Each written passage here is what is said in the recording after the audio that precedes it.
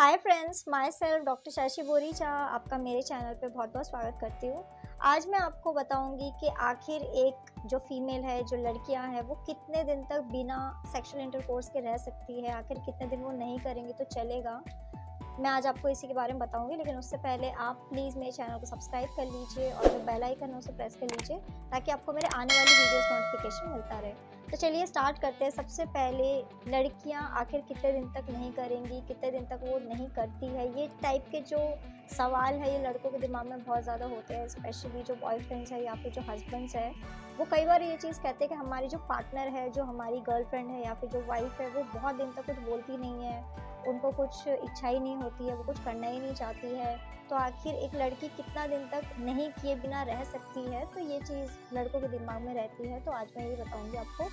लड़कियों की बॉडी में कई सारे हार्मोनल चेंजेस होते हैं, क्योंकि लड़कियों का जो मेंस्ट्रुअल साइकिल है उसमें कई सारे दिन ऐसे होते हैं जिसमें फीमेल के जो हार्मोन्स है वो बहुत ज़्यादा हाई होने लग जाते हैं, एकदम हाई लेवल पे पहुंच जाते हैं। तो उसके वजह से कई बार फीमेल बहुत ज़्यादा, उनको मूड स्विंग होने लग जाते हैं, गुस्सा आने लग जाता है, उन्हें किसी भी चीज़ में मन नहीं लगता है।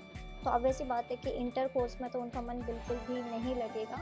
कई सारे दिन ऐसे होते हैं कि फीमेल्स को पेन होना, दिमाग में नेगेटिव थॉट्स आना, तो इस टाइप की चीज़ें उनको मेंस्ट्रुअल साइकिल के टाइम में हो सकती है। कुछ दिन ऐसे होते हैं जिसमें होती है।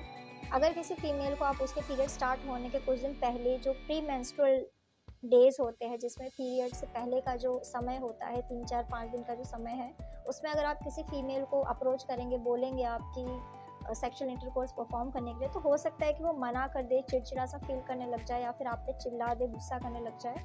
क्योंकि ये दिन में फीमेल का बिल्कुल भी खास इच्छा नहीं होती है, क्योंकि वो ऑलरेडी अपनी बॉडी में बहुत सारी चीज़ों को सफ़र कर रही होती है। ये कंडीशन फीमेल को 2 से 3 हफ्ता हो सकता है कि उनको बिल्कुल भी इच्छा नहीं है, तो ये एक नॉर्मल कंडीशन है। इसमें पार्टनर्स को, इसमें मेल्स को बहुत ज़्यादा सोचने की ज़रूरत नहीं है कि हमारी पार्टनर हमें मना क्यों कर रही है, क्योंकि ये एक नॉर्मल कंडीशन है।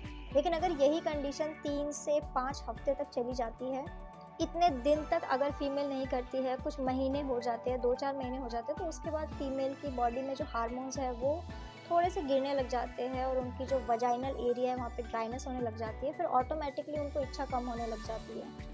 तो बेटर है कि अगर आप अपने पार्टनर के साथ फ्रीक्वेंटली सेक्सुअल इंटरकोर्स को परफॉर्म करते हैं, तो उनका भी ऑलरेडी मन करता है इस चीज़ को, तो उनका भी और ज़्यादा मन करने लग जाता है। बहुत सारे मेल्स ऐसे होते हैं जो दूसरी जगह में जॉब करते हैं, जो 2 3 महीने में एक बार ही घर आते हैं, तो उसके वजह से फीमेल और ज़्यादा फ्रस्ट्रेट हो जाती है, क्योंकि उस टाइम उनका मन करता है लेकिन वो करती नहीं है। तो बेटर है कि आप 1 1.5 महीने में टाइम निकालो और अपने पार्टनर के साथ इंटीमेट रिलेशनशिप को मेंटेन करो। अगर आप अपनी वाइफ के साथ ही रहते हैं या फिर आप अपने किसी पार्टनर के साथ रहते हैं, तो बेटर है कि आप हफ्ते में एक बार सेक्सुअल इंटरकोर्स को परफॉर्म करेंगे तो सही रहेगा।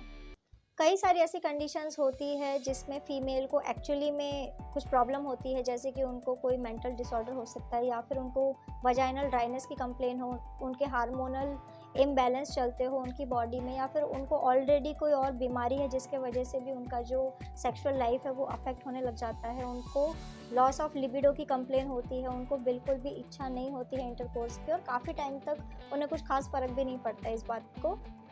और काफ़ी टाइम तक अगर वो नहीं भी करते तो उससे कुछ खास फ़र्क नहीं पड़ता है। तो इस टाइप की मेडिकल कंडीशंस के लिए बेटर है कि आप किसी डॉक्टर को कंसल्ट करिए और उनकी जो बीमारी है उसको ठीक करिए, ताकि उनका जो सेक्सुअल थॉट है, जो डिज़ायर्स है, वो दोबारा से वापस आ जाए। कई सारी मेडिसिन है जिसके वजह से फीमेल की जो ड्राइनेस है वो ठीक होने लग जाती है। हार्मोनल इम्बैलेंस को सही किया जा सकता है, बीमारी को सही किया जा सकता है अगर कोई बीमारी है तो अगर आप किसी भी कंडीशन के लिए मुझसे कंसल्ट करना चाहते हैं तो आप मुझे मेरे व्हाट्सएप नंबर पे मैसेज कर सकते हैं, मैं आपको रिप्लाई करूँगी। तो अगर आपको मेरा वीडियो यूज़फुल और इन्फॉर्मेटिव लगा हो तो आप प्लीज़ इसको लाइक कर दीजिए और साथ ही साथ आप मेरे चैनल को सब्सक्राइब कर लीजिए और जो बेल आइकन है उसे प्रेस कर लीजिए ताकि आपको मेरे आने वाली वीडियोज़ नोटिफिकेशन मिलता रहे। तो आज के लिए बस इतना ही। Thank you.